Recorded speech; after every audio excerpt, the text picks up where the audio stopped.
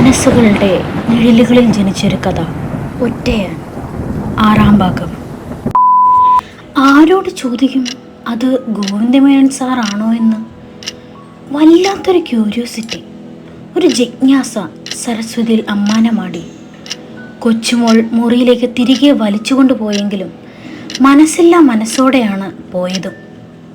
തന്നെ കടന്നുപോയ മനുഷ്യൻ ലിഫ്റ്റിലേക്കാണ് പോയതും. കാത്തിരിക്കാം, തിരികെ വരും. സരസ്വതി ദേവി താൻ എപ്പോഴും പ്രാർത്ഥിക്കുന്ന മാതാവിനോട് പ്രാർത്ഥിച്ചു, അത് സാറായിരിക്കണേ. 1% പോലും സാധ്യതകളില്ലാതിരുന്നിട്ടും ആയിരിക്കണേ എന്നായിരുന്നു മനസ്സ് കേണതും.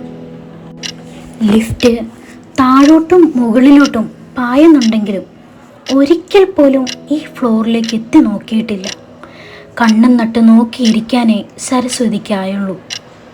എങ്കിലും പ്രതീക്ഷയുടെ മെഴുകുതിരിനാളങ്ങൾ ആ മനസ്സിൻ്റെ അഗാധങ്ങളിലെ അന്ധകാരത്തെ പതിയെ പതിയെ മാറ്റി തുടങ്ങി, സരസ്വതി പോലും അറിയാതെ. ഈ ഫ്ലോറിൽ ആകെ 4 വീടുകളേ ഉള്ളൂ. 12B പിന്നെ 12Dയും മാത്രമേ ലൈവ് ഉള്ളൂ. മറ്റ് 2ഉം രാത്രിയിലേ വരൂ. ഡോറിൽ തൂങ്ങുന്ന sorry meet again after 9 PM board അതാണ് വിളിച്ചു പറയുന്നത്. മറ്റ് 3 മുന്നിൽ പേരുണ്ട്. 12Bയുടെ മുമ്പിലെ നെയിം പ്ലേറ്റ് ബ്ലാങ്ക് ആണ്. ഒരക്ഷരം പോലും കോറിയിട്ടിട്ടുമില്ല.